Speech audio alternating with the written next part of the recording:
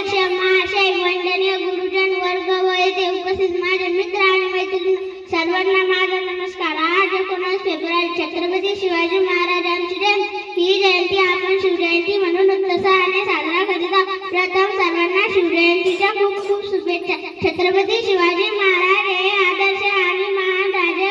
त्यांचा जन्म 19 फेब्रुवारी 1630 रोजी महाराष्ट्रातील शिवनेरी किल्ल्यावर झाला। त्यांच्या वडिलांचे नाव शहाजी राजे भोसले आणि आईचे नाव जिजाबाई होते। शिवाजी राजे लहानपणापासून खूप हुशार व धाडसी होते। माता जिजाऊंनी त्यांना उत्तम संस्कार दिले होते। छत्रपती शिवाजी महाराज मराठा समाजाचे संस्थापक होते। त्यांनी वयाच्या केवळ 15व्या वर्षी आपल्या मावळ्यांसोबत रायरेश्वराच्या मंदिरात स्वराज्य स्थापनेची प्रतिज्ञा केली होती।